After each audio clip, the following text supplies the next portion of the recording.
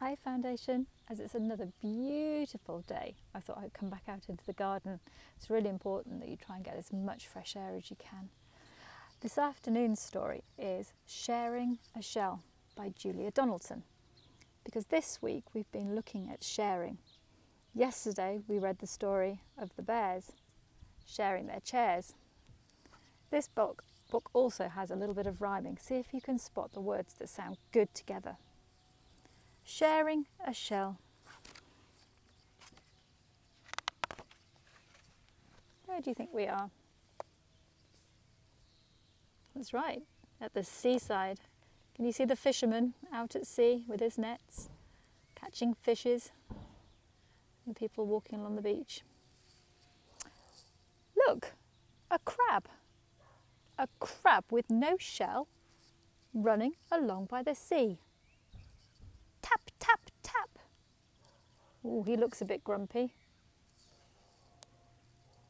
No, you can't come in. You can't share a shell with me. Or me.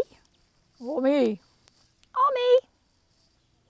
They're not being very kind. They're not sharing their shells. Maybe there was no room for anybody else in the shells. Look, a gull with a wide open beak. Run for your life, crab. Hide. At last in a pool, an empty shell. Quick, crab, scuttle inside. Scuttle is how a crab moves. They sort of move sideways with a scuttling movement. Look, there he is, in his new shell. One crab, safe in his shell, under the summer sun, roaming all over the rock pool in his wonderful home for one.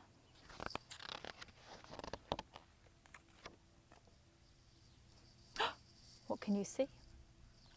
Look, a blob, a bright purple blob.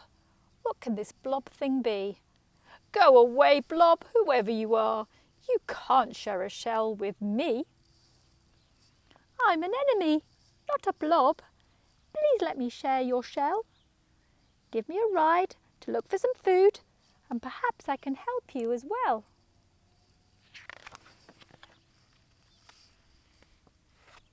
So, an enemy has attached herself to the crab's shell. Look, a fish with jaws open wide.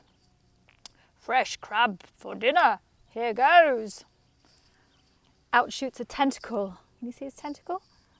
Quick as a flash, stinging the fish on the nose. Two friends sharing a shell under a sky of blue, romping all over the rock pool in their wonderful home for two.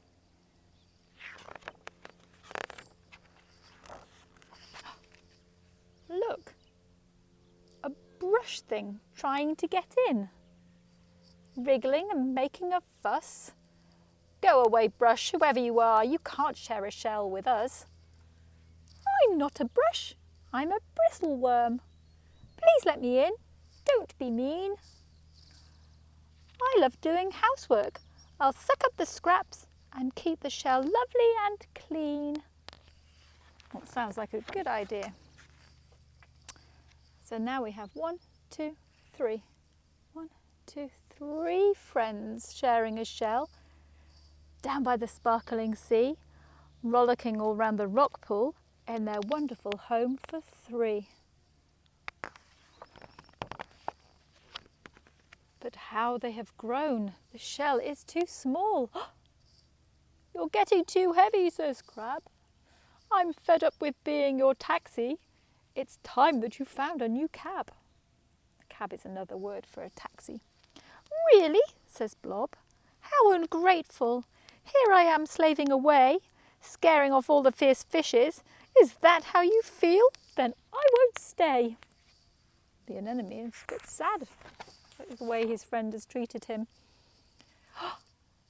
Peace, cries Brush, but nobody hears. The other two creatures split up. Blob finds an empty ice cream tub. Crab finds a nice paper cup. So look, there's Crab. It's got a paper cup for a home. And the enemy, she's on an ice cream tub. Crab in the cup, Blob on the tub. Each one pretends to be glad. Brush doing both lots of housework. Knows they are really lonely and sad. You see their faces? No, they're sad faces. Oh, look, what's happening? Look at the weather. Look at the boat at sea. Look at those clouds. What can you see? Lightning, rain. Look, a storm, a terrible storm, crashing and flashing all night. 2 homes smashed on the rocks. What a terrible sight. Look, the cup's all crumpled. So is the ice cream tub. But look, what's this? A shell, a beautiful sheb. Crab and anemone stare.